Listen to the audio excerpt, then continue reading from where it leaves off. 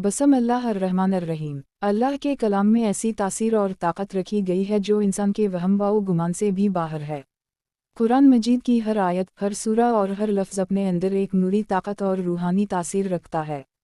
इन्हीं में से एक ख़जाना है चारों कुल शरीफ का, यानी सूरत अल-काफ़िरून, सूरत अल-अख़लास, सूरत अल-फ़लक़ और सूरत अल-नास। ये चारों सूरतें कुरान की वो अजीम दीवार हैं जो इंसान को हर बुराई, हर शर, हर जादू, हर हसद और हर वसवसे से महफूज कर लेती हैं। कहानी यूं है कि पुराने ज़माने में एक गांव था जो घने दरख्तों और पहाड़ों के दरमियान आबाद था। गांव वाले आम किसान थे, खेतों में काम करते, रात को थके हारे सो जाते और सुबह फिर मेहनत मशक्क़त में लग जाते। मगर इस गांव पर एक अजीब सा साया हमेशा छाया रहता था। कभी फसलें अचानक जल जाती, कभी घरों में आग लग जाती, कभी बच्चों को बुखार चमट जाता जो महीनों नहीं उतरता। लोग हैरान व परेशान रहते कि आखिर ये सब क्यों हो रहा है।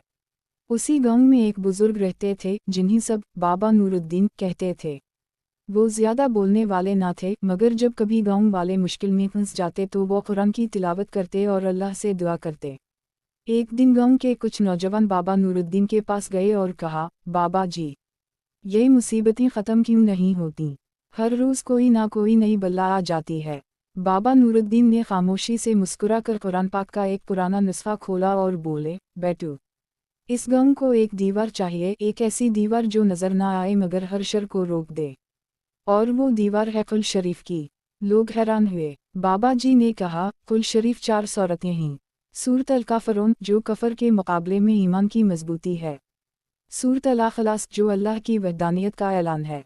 सूरत अल-फ़लक़ जो हर शर, जादू और हसद से हिफाजत है। और सूरत अल-नास जो शैतान और वसवसों से बचाने वाली है। अगर पूरा गांव मिलकर इन सूरतों को सुबह शाम पढ़ने का मामूल बना ले तो ये गांव अल्लाह के नूर में ढक जाएगा और कोई ताकत इसको नुकसान नहीं पहुंचा सकेगी। अगले दिन से गांव के लोग सुबह नमाज के बाद और शाम मगरिब के बाद इकट्ठे होकर चारों कुल शरीफ पढ़ने लगे। देखते ही देखते वो गांव जो हमेशा नहुसत और आफतों में घिरा रहता था, खुशहाल होने लगा।